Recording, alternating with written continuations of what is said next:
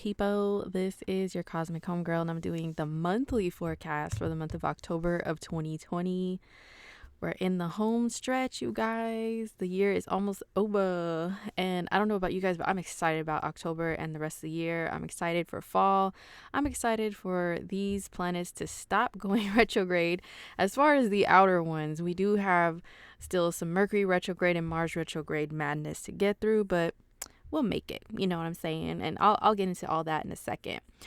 Now, if you guys want to know what October is like for your sign in particular, you can go to my horoscopes page on my website, which is indigomoonastrology.com. You see the horoscopes page right here, and I will leave the link in the comments and or the description box below, so you guys can go to this website and you can click on whichever is your sun sign, your rising, or your moon sign. Rising sign horoscopes are the most accurate, but if you don't know your rising sign, the sun is secondary, and then the moon, can definitely tell you about like your personal life and what things are gonna go, how things are gonna go from like an emotional perspective for the month, or how things might affect your home life, stuff like that, if you look at the moon sign horoscope. But yeah, I do have October horoscopes available for your sign, so just go check them out if you guys want. Okay. And also, I still have the Synchronicity University Saturn and Aquarius talk that I did for Nadia Shah. I will also leave the link for that below if you guys want to check that out, because Saturn is going to enter Aquarius again now in 2 months, only 2 months from now, and it's going to stay there for 2 more years. So if you guys want to know what that means, then definitely go to Nadia Shah's website, Synchronicity University, and I'll leave the page here directly to it.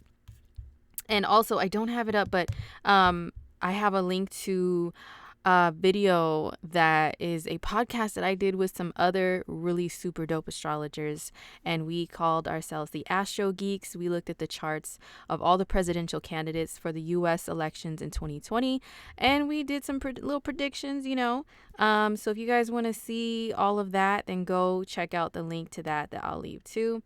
The video is on my homegirl Astro D's YouTube page. Okay, so if you know Astro D, she's the one that arranged the whole thing and put it together, so go peep.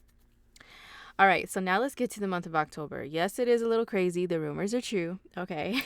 Because for one thing, we start the month with a full moon and we end the month with a full moon. Like literally, like the first day of October, there's a full moon, and then October 31st on Halloween on a Saturday too. Yo, it's gonna be pretty crazy. But we also have Mercury going retrograde this month. We have Mars still retrograde.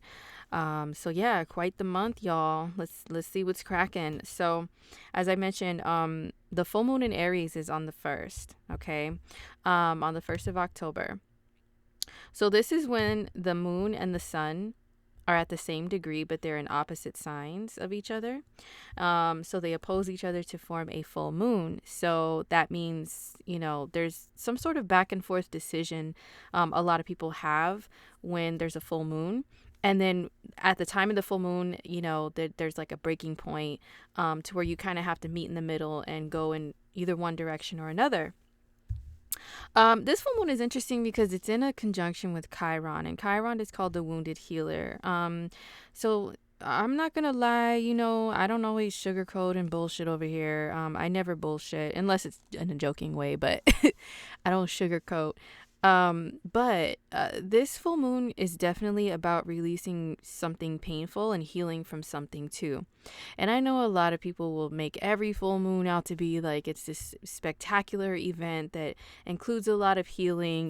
That's a word that is used a lot in the spiritual community, if you will, is healing. Every transit is healing and transformational and whatever. But nah, this one really is because of the conjunction to Chiron. So I'm not gonna lie, full moons can be already very emotional because the moon does rule our emotions, and when it's full and all huge and honking and humongous in the sky, people are super duper emotional, like extra, more than usual.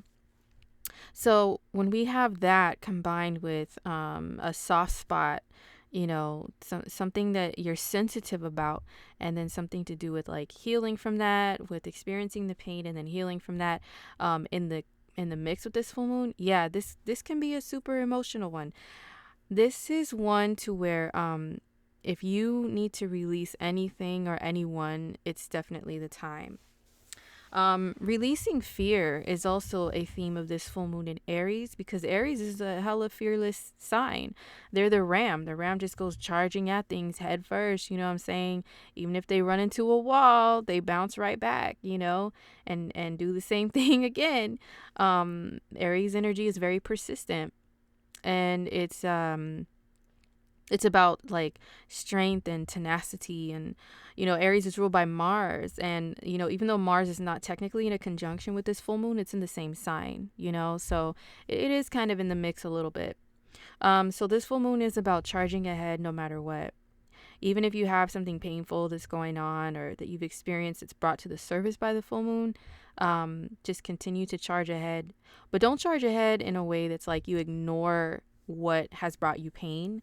Fight it off. You know what I'm saying? Fight those demons off.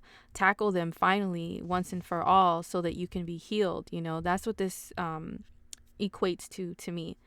Now, this is between the moon in Aries and then the sun in Libra. Libra energy is, can't we all just get along? It's about peace and harmony, balance in situations. And, sometimes just like being very passive aggressive is Libra. And being very aggressive is Aries, guns blazing, coming out swinging. Okay, so there could be like some sort of conflict, either inner conflict or conflict with something, someone, somewhere in your life, that you're trying to make a decision between, the passive route or the fighting route. Some people may be standing up for themselves, just maybe globally, internationally, or whatever. You may see a lot more talks about like people talking about like their race, their nationality, their, whatever they identify themselves as, their sexual orientation, something to do with identity, which is Aries, and something that's wounded there, which is Chiron, and like fighting for that, standing up for that, speaking out, for that cause or whatever, for that part of your identity. It's fighting for it. Okay, so you'll see a lot more stuff like that. But yeah, so that's the full moon. Full moons are always intense. This is in Aries. Don't do anything reckless and stupid, okay? Because Mars is retrograde still this whole entire month. And Mars retrograde, I already told you guys, Mars in Aries is like hella impulsive. Just goes blah and does stuff like without even thinking, without taking precautions. And when it's retro, that could be like a boomerang. Like things are boomeranged right back at you. Okay. If you charge ahead at someone and it's like just because, you didn't really think about why very thoroughly, it's a situation to where there's a lack of fairness, or maybe you didn't try to compromise. You just like jumped at somebody, jumped down their throat or jumped to conclusions. This arrow can be boomerang back at you. You can see it, in like, if you are, especially like on social media, you follow like influencers or any type of public figure. If they have like said or done something really dumb, then now they're like paying for it, they regret it.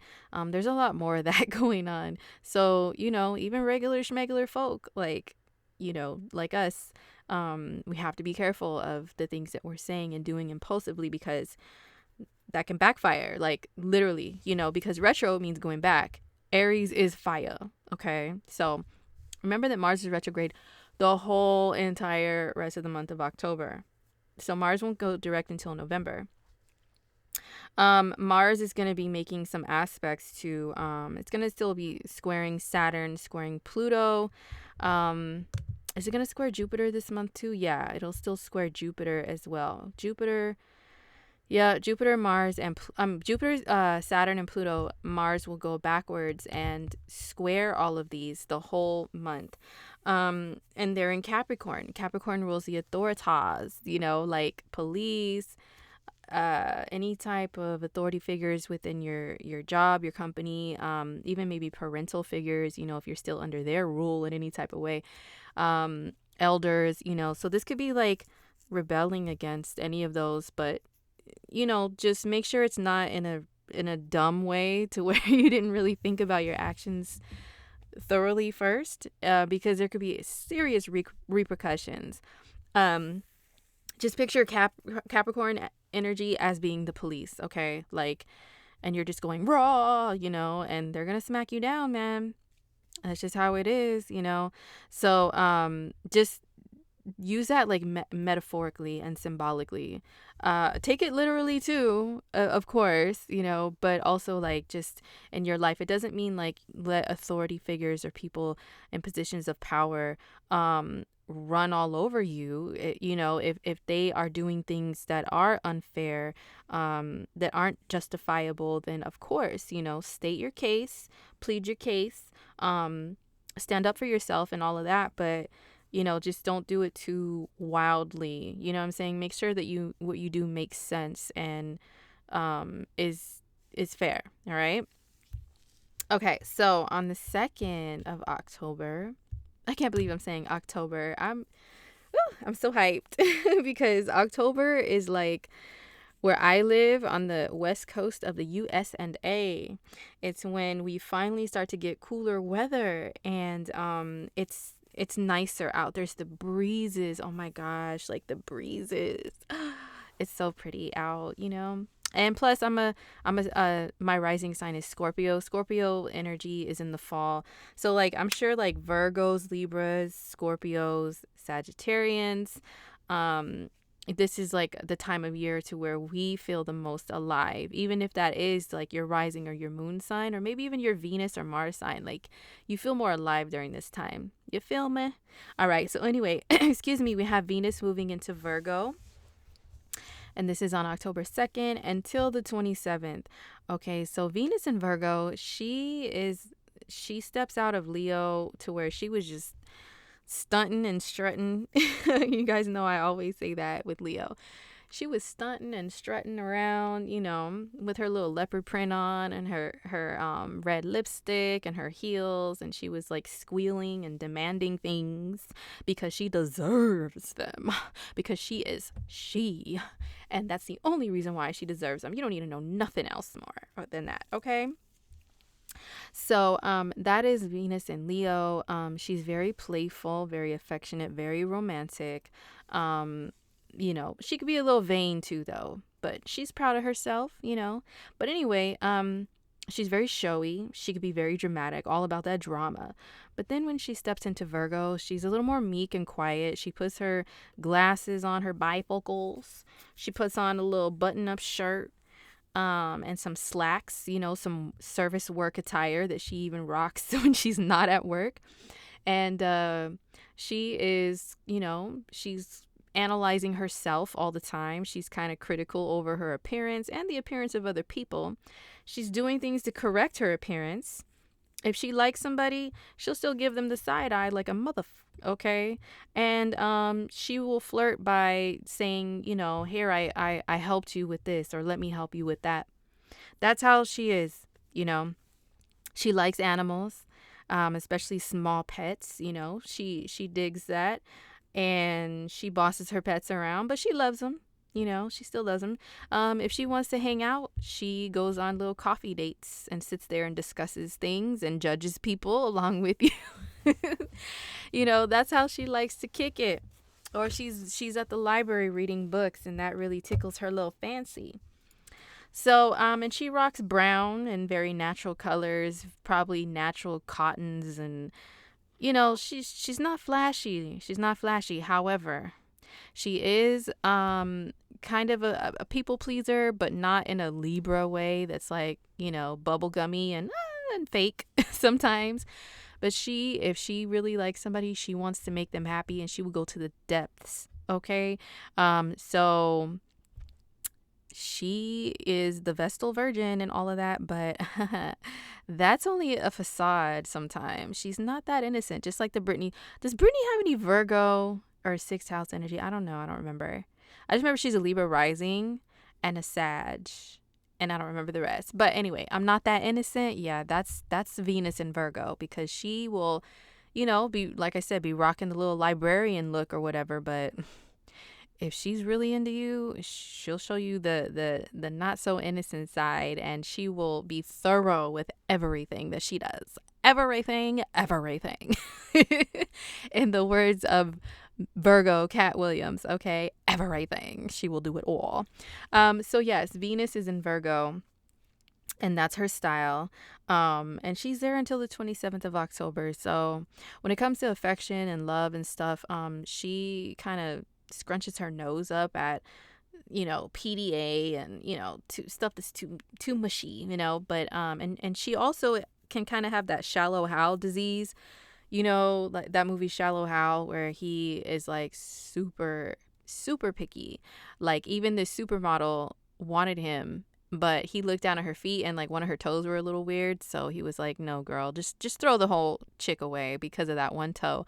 Yeah, Venus and Virgo, she could be like that. So, we may be more particular in our taste when it comes to dating.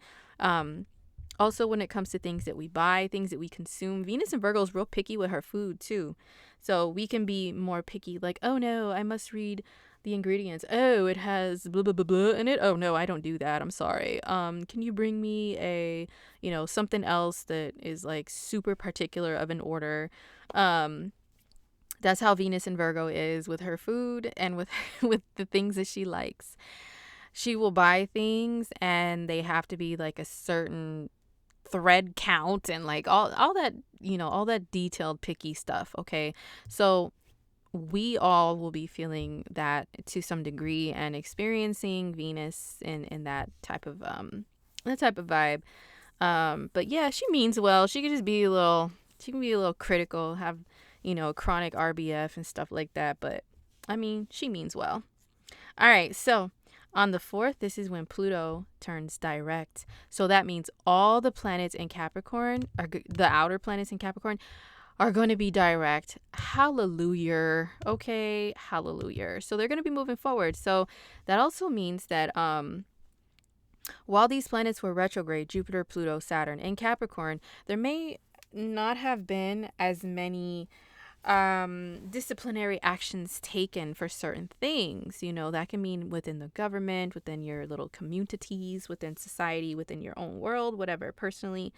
But now that these planets in Cap are moving forward, they are taking a critical look at everything, from a clearer minded perspective. And it's like, oh really now? Oh, this has been going on, this, oh, okay, well, we have to correct this, we have to discipline this person, and we have to hand out this consequence, to this action. And so yeah, Pluto joins the rest of the crew in Cap up here acting like that too. Pluto is the planet that rules, it's the co-ruler of Scorpio. So Scorpios, you may have maybe when Pluto was retro, maybe you were like going within and having to do, Pluto goes retrograde every year though, you guys. So don't think this is some weird like phenomenon that happens once in a lifetime in the sky, okay? Like Pluto goes retro every year. So, and Scorpios are constantly transforming and going within to do so. But this period of time in particular, we could have been doing that, a lot of inner work and transformation. But not just Scorpios. Pluto rules Scorpio, so yes, especially Scorpios, but everybody maybe had to go within and do a lot of inner work and transformation and stuff like that. Just a little more than usual, and it happens in Capricorn. So wherever Capricorn is at in your natal chart is where it affects you the most in that way. Okay. But yeah, Pluto is now direct, so he's gonna be, has that, he's gonna have that wrecking ball out destroying shit but with the intention of burning things down and destroying them in order to have them be reborn from the ashes again. That little cliche Scorpio Pluto thing that we all say. Yeah, so he's back in full effect with that. Okay. All right, so that's on the 4th. On the 9th excuse me, on the 9th is when we have Mars retrograde is squaring Pluto. Okay, so Mars retro squaring Pluto, this is around the 9th, is definitely a day. Now, I don't like to come off as like fear mongering, you guys know that, but I will give you the real deal on stuff though. And Mars squaring Pluto, anything Mars and Pluto can equate to violence. I'm sorry, I have to say it, so just be aware of that. It doesn't mean you have to necessarily like, you know, be like this ninja creeping around in some like, costume, not costume, but like a disguise with all these weapons on you with googly eyes just peeking out of your ninja suit and thinking everybody's a suspect. I know Mercury's in Scorpio, so a lot of us will be in that ninja mode, but you don't have to. You don't have to think everybody's on the attack and you're guaranteed to be like, ambushed by some fool like jumping out of the bushes. But there is a higher probability, a higher chance of stuff like that happening when we have a Mars and Pluto transit in the sky, whether it's a square, an opposition, a conjunction, maybe even a trine. Trines are positive, quote unquote, aspects, but still, it can activate some bullshit sometimes. So you have to be careful with that. But yes, Mars square Pluto, there can be some potential for like a higher chance and potential for violence and stuff. So and people can act like creeps when Pluto's involved. So yeah, it can be some creepy sneaky stuff. So just be aware. You definitely watch your back a little more. But like I said, it just makes me hear that old song. I always feel like somebody's watching me, the Michael Jackson version, not the Master P one. If you guys even know who the hell I'm talking about, the Michael Jackson and Rockwell one, because just like the song sounds creepy and Halloween themed, Ooh. So anyway, you could be hearing that song in your head a lot more around October 9th. But Mars square Pluto, yeah, and this can also be like inner conflict, like some sort of inner battle that you have with inner demons or whatever. Mars square Pluto, this can leave you frustrated in some sort of way. If you can't take some sort of action, you may feel like destructive, so just be aware of that and be careful with that. Don't be self-destructive, and don't be destructive outside of yourself too, of like property or other people or anything. Just try to work through it if you feel that tension and frustration, that Mars and Pluto squaring each other, and let that frustration and tension motivate you to change something. Because remember, Pluto's transformation. I know it's corny to always say that, but Pluto is transformation. So if something isn't moving, it's not moving, like you can't get what you want, it's like, let that motivate you to take a different route. Retrograde periods can be about seeing and doing things differently, from a different perspective or in a different way. So most def, man, if you're frustrated, be like, okay, maybe I need to try a different route, a different method, so to execute something, an action. So yeah, that's what this Mars square Pluto can bring also. So that's on the 9th. Mars, yeah. Okay, so then on the 11th we have Sun square Jupiter. This isn't a transit I'm worried too much about, to be honest. Sun square Jupiter, let's see. Yeah, it's on the 11th, mostly 10th and 11th. But yeah, Sun square Jupiter. So this can be like this can lead to overdoing things and being like, oh yeah, take a leap of faith. I mean, taking leaps of faith is all good, okay, in life, but don't do it foolishly though. Okay, so a Sun square Jupiter can be you underestimating things or overestimating things. So maybe because Jupiter is about seeing the bigger picture, but when there's a square, it's like you can see the picture as bigger than it really is, or maybe you see it smaller. Maybe you have a challenge around this day with like having faith in things or having too much faith, Maybe you can be a little too pessimistic, a little too optimistic. It all depends, okay, on you and your situation. So try to keep a healthy balance and see things as they really truly are. Because also, I don't really look at I can't say that word and I hate it, but what's the other word for that aspect? An in conjunction. Okay, I can say in conjunction. The other one just, I don't know why, it just bothers me. It makes me feel like hurling and going bleh when I say it, but an in conjunction. There's an in conjunction between the Sun and Neptune also, at the same degree, 18 degrees, 18 degrees, 18 degrees. So this means that we can, when it comes to our little egos, we can get out of control and, think that something is more or less than what it really is and not see it clearly, or ourselves, because the sun is like your ego and stuff like that. So we can see ourselves in a way that's more or less than what really is reality, and kind of like, make some decisions that aren't so smart. Okay. So that is on the 11th. Let's see. So on the 13th, this is when we have Mercury going retro. Okay, now I forgot to mention, I should have mentioned this in the beginning. Excuse me. But at the end of September is when Mercury started going into its shadow period, because Mercury is going to go retrograde back to 25 degrees of Libra. So starting at around 25 degrees of Libra when it was direct is when it went into shadow period. Okay. So that's like around, that's even like we can say around the 23rd, like the last week of September is Mercury going into shadow. Don't you guys know? I hate it when people say, oh, there's no shadow period and nothing happens during that time. That's some bullshit, man.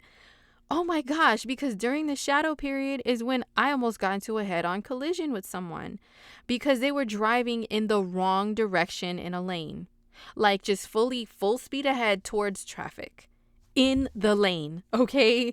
The person in front of me swerved and I'm like, whoa, why are they swerving all crazy? And as soon as they swerved out of the way, here's this other crazy ass car, like right there, wrong direction against traffic.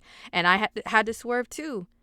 Man, that shit was so scary. Oh my gosh. So that's definitely a Mercury retro, Mercury not moving forward, type of an instance, an incident. So that was during the last week of September, y'all. I mean, come on now, dog. Come on, man. The shadow period is all the way real. And yeah, typos and, like forgetting things and all. Oh yeah, that's all a part of Mercury and shadow too. So don't think that just because October 13th, I mean, see, here we go. And it's also retro in one of my signs. Lord have mercy. Okay, don't think that just because the October 13th is the day Mercury starts, giving the illusion, that is, of spinning backwards, that's when all the madness begins. Because no, it's even before that. Okay, so just count the whole month of October as Mercury retrograde. Don't just go by the dates and say that's exact and then, oh, I don't understand. And, if you watch YouTube and anybody's type of live streaming and stuff like that, people have been having issues. Or or people uploading videos during Mercury in the shadow period as well as the retrograde is when they're like, okay, I tried to do this video like 3 different times and blah, blah, blah. Like, even if I've watched older YouTube videos and I hear a YouTuber say that, I go and look at the date of when they filmed it, and then I look and see if Mercury was retro or in shadow. And yes, most of the time that is exactly the what was going on. The transit was popping and just effing up everything. Okay. So yes, Mercury is in shadow period even before the 13th. Okay. But on the 13th, Mercury goes retrograde at 11 degrees of Scorpio. And, Mercury and Scorpio in general, this talks about deep topics and subjects, stuff that people find to be taboo, so that is definitely going on. This is also like investigating things thoroughly, stalking, being stalkerish, Lord have mercy. I don't condone that, you guys, but yeah, people be creeping on people a little more when Mercury's in Scorpio, checking out their social medias or whatever, being curious and what is so and so up to. I haven't thought about, like, Mercury retrograde is like that already, but when it's in Scorpio, people will really be like that Google eye emoji, and like, ooh, what are they up to and what are they doing and what is it, so when Mercury retrograde is in Scorpio, yeah, people will be real curious and kind of lurky, stalkery a little bit. But Mercury retro in Scorpio, I mean, what else can I say, man? Mercury's retrograde. The usual Mercury retrograde stuff happens. Make sure your vehicles are in working order, and if there's any little lights that come up on your dashboard, get that stuff checked out, man. People are more apt to have flat tires and stuff like that happen. If you take public transportation, it could be running late or off schedule or something. There's more car accidents. Okay.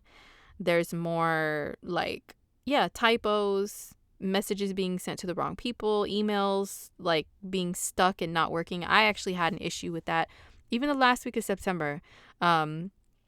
PayPal wasn't notifying me by email about some stuff that was coming through, you know. So it's like, what the hell? Like, I had to manually go in and find people's orders for stuff, and it was really annoying. You know, I still got through it. You just got to do things differently. You have to look at alternatives. You can't just rely on the regular schmegular norm with anything to do with Mercury, anything Mercury rules, any type of communication. But now communication is mostly electronic. So yes, emails, text messages, all that stuff, they can like not go through, not be received properly, you know. So just be aware of that and be thorough. Like, check everything, check every avenue. If someone said they emailed you, check your junk mail if you haven't received it, you know. Excuse me. I tried to send an email to a customer service department yesterday, and it kept coming back as like, this email is invalid. I'm like, I've emailed these motherfuckers so many times because they keep messing things up, you know? So don't tell me this email doesn't work. And I still kept trying, and I went on their website, and I'm like trying to find an alternative way to message them. Like, you have to do that when Mercury's retro. You'll end up having to communicate differently with people, and in order to get your point or your message across, okay? So that's with the communication aspect of it. But also, it's not the best time to buy a new vehicle, to buy new communication devices, you know, your smartwatches, your tablets, your, you know, laptops and phones, especially phones. Phones are definitely ruled by Mercury. So it's not the best time to buy a new phone. If you have to, you have to, but just be aware that every Mercury retrograde, that shit can end up messing up and you have to replace it again and again and again. I have been through it, and I've seen other people close to me go through it. So, but it is what it is, man. But yeah, Mercury is in retrograde starting on October 13th. It's in Scorpio only for like 2 weeks retrograde. Okay. So then on the 15th, we have the Sun square Pluto. Sun square Pluto on the 15th. I'll talk more about these aspects actually in detail during the weeklies, but yeah, Sun square Pluto could be like challenges with authority, pretty much. And then the Sun builds up to also a square with Saturn in the coming days. So the Sun square Saturn, square Pluto. These are like the mafia, mob boss planets, you know, and especially being in Cap, yes, it's that type of energy. So yeah, there could be issues with authority. Maybe people trying to boss you around, you know, or people not respecting your authority. So there could be some challenges with that, because the Sun also is like very masculine ruler energy, and then squaring off with these planets that are also like about power and control. So there could be some sort of issues with that around the 15th. And then on the 16th, we have a new moon in Libra. So the new moon in Libra, I'm trying to get that moon up to 23 degrees. Okay, here we go. So new moon in Libra. And this, you know, new moons are about new beginnings, of course. But sometimes there's some things that have to be released and cleansed away first. And then in the days following the new moon, when it's growing in the sky, quote unquote, you know, when you can see it building up again and it's visible, that's when you may see like things start to grow. Okay. But first, there may be something that has to be gotten rid of. A new moon in Libra, this could be a new moon, a new beginning with like relationships, just in general. But you know, that's general. It depends on where it's at in your chart. Okay. So like I said, I do have the October horoscopes, shameless plug. Hello. If you want to see where the new moons and full moons are at for you, in October, including this new moon in Libra, what it really means for you. It doesn't mean relationships necessarily for everyone, or partnerships, partnering with something. Depends on where it is in your natal chart. But it is a new moon, new beginnings, and yada, yada, yada. But it's making a square. It's making, first of all, an opposition to Mars and Aries, and then a square to Jupiter, Saturn, and Pluto, all in Capricorn. Mars is the soldier, you know, both Aries and Capricorn, and Mars and Saturn in particular are military planets, okay, and signs. This is a drill sergeant, okay? Look at his little hat here, Saturn, all right? Yes, drill sergeant, like on Forrest Gump. Anyway, this is Lieutenant Dan. Pretty much Saturn in Capricorn. Lieutenant Dan. And then we have Mars in Aries. This is Forrest, especially retrograde, because Forrest did a lot of backward shit, didn't he? So anyway, there's, these are, anyway, they're militant energy. They're about strategy and execution, carrying out orders and getting them done, get her done, right? So anyway, that's what all this energy can equate to. It's fighting energy, battle energy, war energy. And then we have peaceful little Libra over here, like, wanting to just be the mediator and have everyone get along, and sunshine, rainbows, and fairies, and ice cream, and all of that. So what does that mean? Well, there is still going to be some sort of conflict or battle within your life to bring peace. It could be inner peace. It could be all kinds of different things. But this new moon is not bringing you something new without a fight, is all I'm saying. That can mean there's some obstacles that are in the way, and once you get through those, then the new beginning comes. It's not just something granted to you by, like, the universe waving a little magic fairy wand and boom, here's all the sparkles and rainbows and there's your new shiny new thing in life, or new perspective, or new whatever. There's gonna be a little bit of a fight, okay, a little bit of a battle here. So that's basically how I can describe this new moon in Libra, because like I said, it's depends on you. But yeah, there's definitely a new moon. This is about others, like you yourself versus others and people in authority that may be like very critical, or like maybe if it's not people, maybe it's like things within yourself, like fears and doubts that weigh you down, because Capricorn energy could be very doubtful, very fearful, because if something isn't like super rational, they're like, no, it's just not possible, like right away, without looking at other alternatives for stuff. So maybe there's some sort of conflict with other people to where they are just like, no, we're not going to do anything differently. We're just going to keep marching the same way. And you're like, no, let's look at things differently to make everything peaceful and balanced out, So that's what could be going on with this new moon. Of course, when we get to that week, in the weeklies, I'll talk about it more. But yeah, just know that there's a new moon on the 16th. Then on the 18th, that's when the sun is making an exact square to Saturn. Sun in Libra 25 degrees, Saturn Cap 25 degrees, Sun square Saturn, definitely carrying on that energy of there could be issues with authority figures, or you're trying to really shine or do something or be seen or heard, and there's like some inner voice that's telling you no and trying to shut you down and trying to make you doubt, or it could be another person acting in that way towards you excuse me, with you trying to achieve something and and show off and show out. Okay, so on the 19th, this is when we have Mars square Jupiter retrograde. So yeah, don't do anything stupid. I mean, just don't jump and fly and do anything stupid, because Mars square Jupiter can make you once again underestimate or overestimate, and then you take action based on that. And Mars is retro. Oh no, honey, you're just being a dumb ass. Okay, if you don't stop and think about your actions first. Whether or not you should jump, is my parachute on tight? You know what I'm saying? Like, what's the ground like below before I jump? If you don't do any of that around this day, there could be serious consequences with the energy of Cappy involved. All right, disciplinarian, that old teacher with the ruler from back in the day where they could smack you on the hand with it. That's Cappy right there. All right, so on the 22nd, Scorpio season begins. However, you know how we do. We already know Mercury's been in Scorpio, right? For like almost a freaking month at this time. Actually, when did Mercury go into Scorpio again?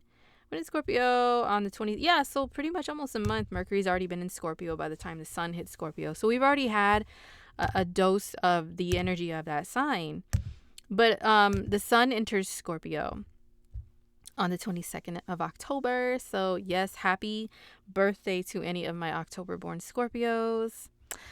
And the rest is Scorpio placements, like rising. Oh my God, our season is here. Yes. Let's break out the dark lipstick, y'all. The black, even though we're always wearing black, right, Scorpios? It's just our thing. Break out all the spooky gear, the black boots. I just got ordered a new pair of black boots. I'm ready to go. All the stuff with the chains on it. Yes, I have been prepared. Okay. Let's get it cracking. Scorpio season in full effect. So the sun will be in Scorpio, so everybody gets to feel a little bit of scorpionic energy for a month, because it'll be there until November 21st. Okay, so the sun is Scorpio. Of course, everybody knows, especially in the Western world, in the U.S., that we have Halloween during Scorpio season. We also have Day of the Dead, or Dia de los Muertos, okay, over here in the Western part of the world, in the Americas. We know that that's celebrated as well. In other countries, they have their own version of it too, in other cultures and places. But pretty much, why is the dead, a theme and celebrated in different ways at this time of year during Scorpio season, is because Scorpio rules death. Literally, it does. It just rules death, but also rebirth, death, rebirth, and transformation. And so that's what those days are about too. It's about the dead are not really all the way dead, right? In one way or another, whether that's like in a goofy way of like, ooh, scary, spooky ghost, and you put a white sheet on, or you dress as a ghost, or you put makeup on you to look like a ghoul or whatever. But the whole point is the dead are not all the way gone, just because they're physical bodies might be, it doesn't mean that they are completely gone. They are still spirits. Excuse me. They still exist through our memories and through different ways. So that's why, because Scorpio rules all of that. Death and transformation. When your body dies, you transform into a soul, and your physical body remains here transforming, going back to, given back to the earth, some sort of way. So that's literally, physically what Scorpio represents, but also like in a, symbolic way, in a metaphorical way too, to where in life there's things to where you feel like you're gonna die, like you just, I don't know, like something you feel like destroys you and breaks you down, but then you are rebuilt from that experience or situation. You come back stronger and fighting. You come back with a different perspective on something. So that's what Scorpio, and that's why Scorpio rules death.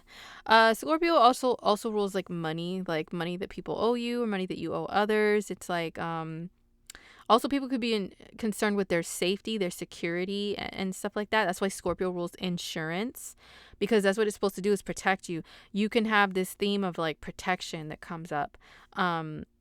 Are you properly protected? And that's what makes Scorpio energy, quote unquote, paranoid, because it does rule like locks and keys and protection and stuff.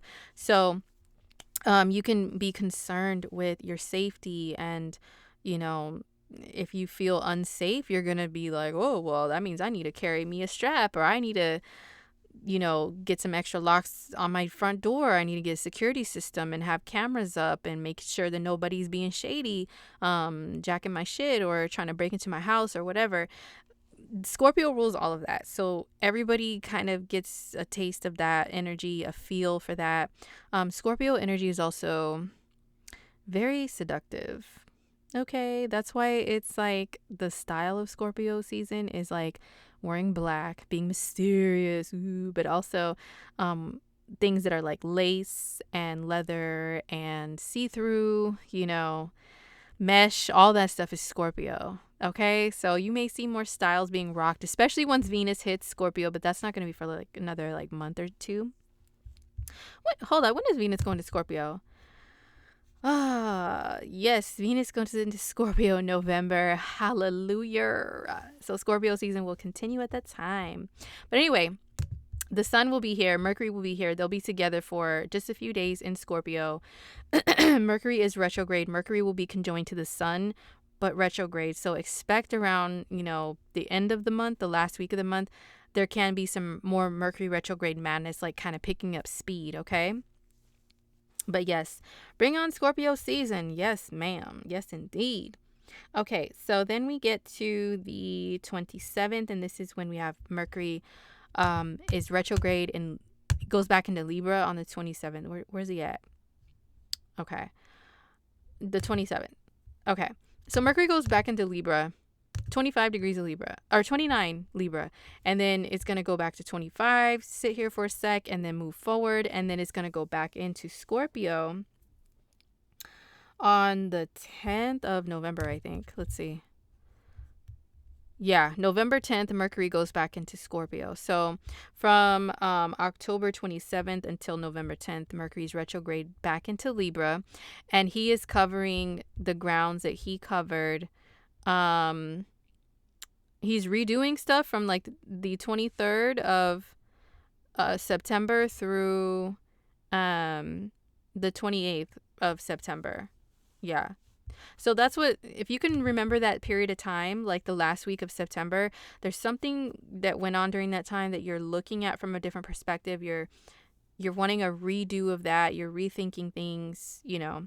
So that could be going on once Mercury hits Libra again. So wherever Libra is at in your chart, that's where you're going to be redoing some stuff majorly, okay? You know, if you said some things around that time, Libra energy is about making things peaceful and balancing situations out. So maybe you can be getting apologies from someone if something went down during that time. If maybe there were things that you wish you would have said but didn't say to someone around that time, maybe during, you know, the last part of October and into the beginning of November, you are saying the things that needed to be said. So yeah, that's because Mercury rules communication. So that's what could be cracking. Okay. So on the 27th, also Venus enters Libra. So we have Mercury retro in Libra, and Venus, she comes to the rescue, okay, in the sign of Libra.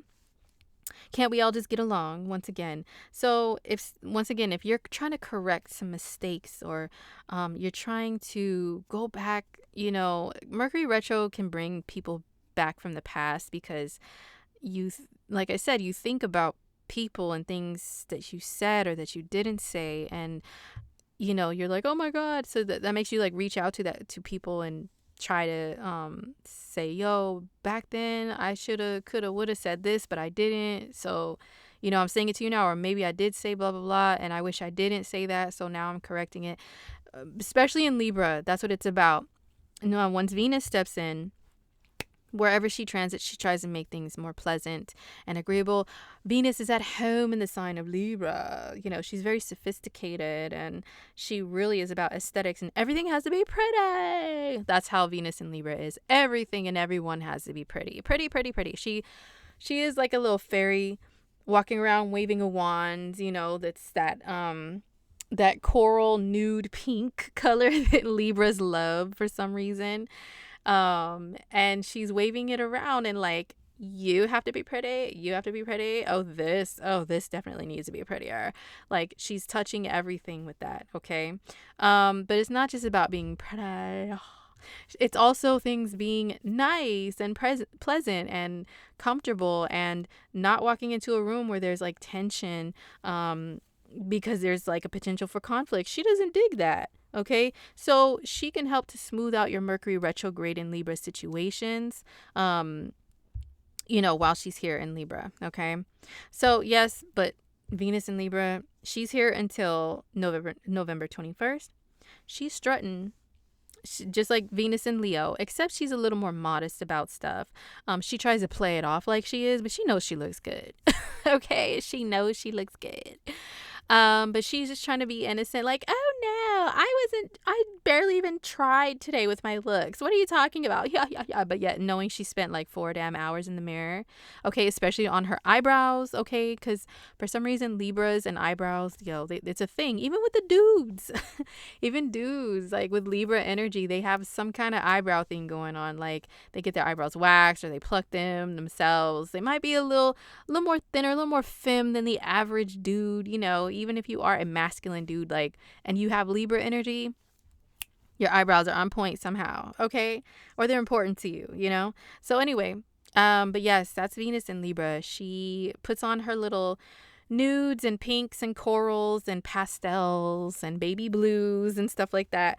I used to see this guy, and I know he's Libra something because his mom is a Libra and he looks just like her. I'm pretty sure he's Libra rising. Excuse me.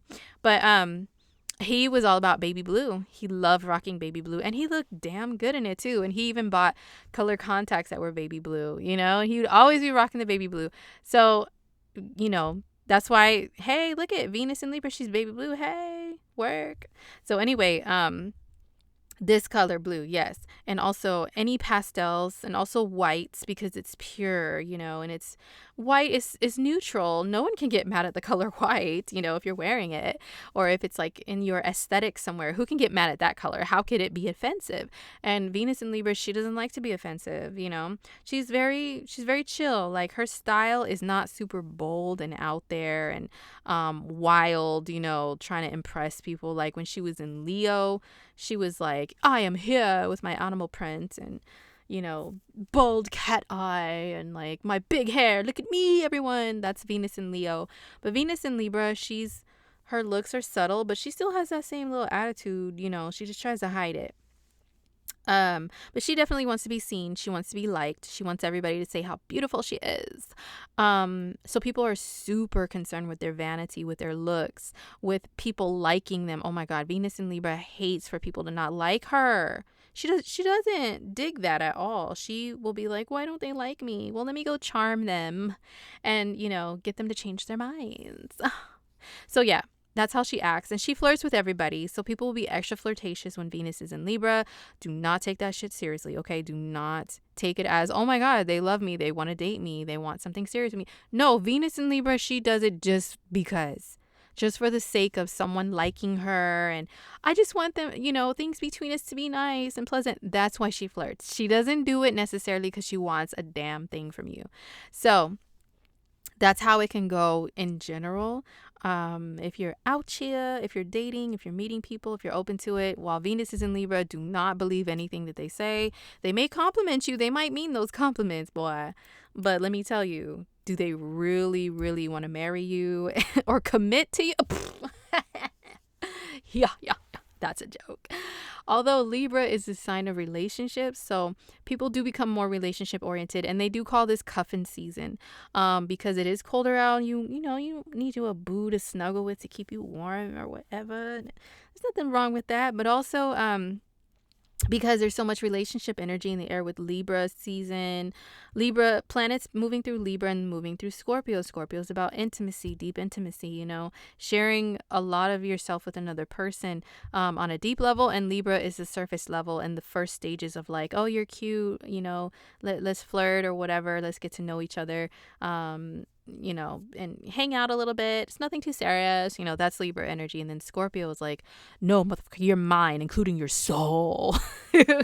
So since those two energies are popping during this time of year, that's why we have the cupping season label. But Venus in Libra will definitely make people want to be booed up some sort of way, whether if it's just one boo or two or three or whatever. You know, Venus in Libra, she always has boos on deck. She's got like plan A through Z. Okay, she has a lot of back burner bitches.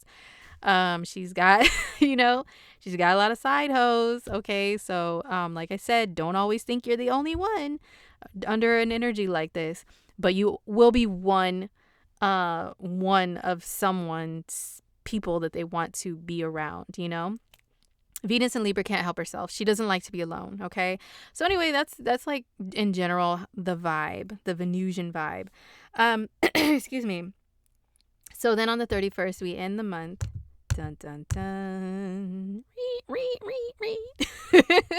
With a full moon. Full moon in the sign of Taurus. So Taurus and Scorpio is where the full moon will be at 8 degrees on October 31st of 2020. So what's this full moon about?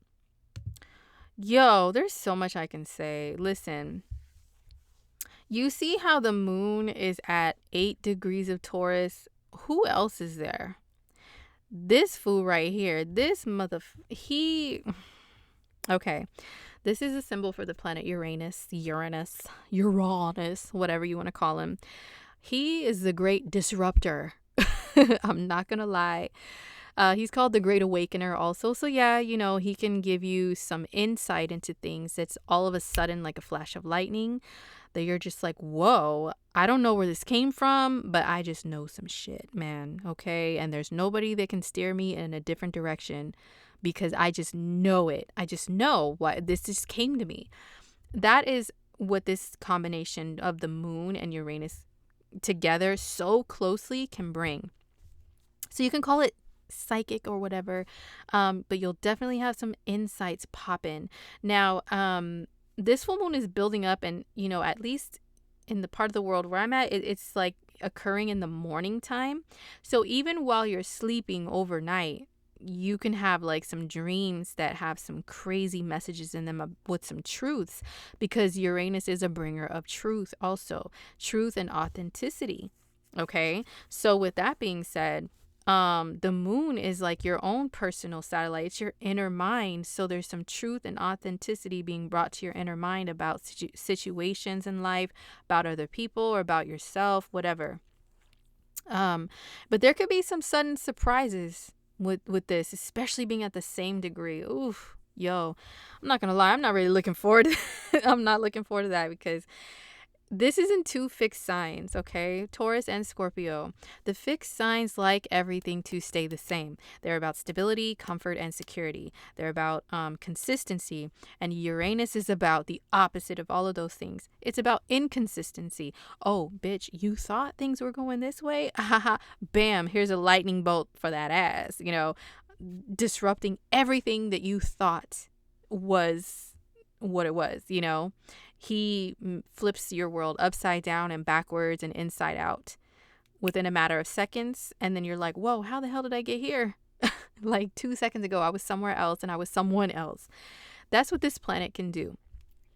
And then Taurus energy, like I said, it's about comfort and stability. It's about your material comforts. So there can be a disruption of that. Whatever you are comfortable with, and things have been going this way for a while, bam, they can change within seconds.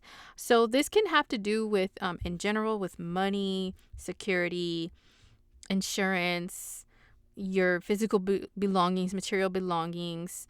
If you're comfortable somewhere or with someone or not, this can maybe change that. But it doesn't always have to be scary or bad. This can be a good change. Maybe some things have been stagnant, because these two energies, Taurus and Scorpio, like I said, they like things to remain the same. So they can sit in the same damn spot forever, even when they need to move. Something needs to move. It needs to change. It needs to transform. You need something different in your life. You know what I'm saying? And those two signs will just stay there stuck because they're afraid of change. But then here comes this guy and he's like, oh, say what? Afraid of change? Let me tell you something. Bam, So, yeah, that's what can happen. But it can throw you on a different path in a good way. They could be a little scary at first. But, it's for the greater good. It's for your own good that you're thrown in a different direction. In the end, it is. Okay, usually, hopefully. But yeah, I'm just trying to let you guys know there's a good and bad side to everything. And this full moon, I know I made it sound scary AF, but no, for real, it can have a sudden surprise. It's actually good. Maybe you didn't expect something good to happen and it does. Maybe you were all gloom and doom and thought an outcome was going to be horrible, and then it's like, no, actually, here's something the opposite of what you thought, and it's some good shit. You know what I mean? So that's on Halloween. But of course, emotions can be erratic under a full moon in general, but especially the planet that rules erraticism is next to the moon. So just be aware of that. If you are doing anything on Halloween, which I don't know what people are going to be doing. Yo, I wanted to buy this really dope costume, but it would be a serious investment. I would wear it even besides it being Halloween, just because I'm a Uranian weirdo. But so it wouldn't be just a costume. Oh, and then put it away. No, I'd be rocking that shit all the time. But it would be an investment, right? But then I'm like, what are people doing for Halloween? If you have to social distance, is anybody going trick-or-treating? Can you even safely pick up candy from other people's houses? What if the candy has like the Rona crawling around on it? Like, aren't those concerns of people right now, especially with children? And then you got to wear masks along with the costume. Like, how are we going to do Halloween this year, you guys? Oh my God. Let me know if anybody's doing anything for Halloween. What are you dressing up as, if anything? Or is everybody just going to dress up and then like take selfies and put them on social media? I mean, that's probably, and then like I keep seeing the huge bags of candy in the grocery stores like every year on Halloween, and I'm like, well, who's gonna be picking it up? Who's gonna be handing it out? Like, everybody's gonna be so paranoid, you know? So anyway, if you do anything on Halloween, just know emotions are on high. The weirdos can really come out to play. So guard your grill, okay? But still, you know, let your inner weirdo shine and come out that day. Not in a creeper way, but, you know, in a fun way, of course. Wear a costume that nobody expected you to wear. You know, get into character for real. Be weird and zany and kooky and all of that. That's what Uranian energy is about. But anyway, you guys, that's the month of October of 2020. A little bit of a wild ride, but we'll get through it like we do every month. So thank you guys for listening. Don't forget, your horoscope for your sign for October, where all this stuff affects you, is right here on my website. So go check it out. Go order yours today. Okay, I will have these up through through the first couple weeks of October. All right, so I will see you guys in my next video. Stay tuned to the weeklies. Don't forget to follow me on the gram at Cosmic Homegirl. And have a blessed month. Happy double full moon month. Many blessings to you all. All right, take care. Peace.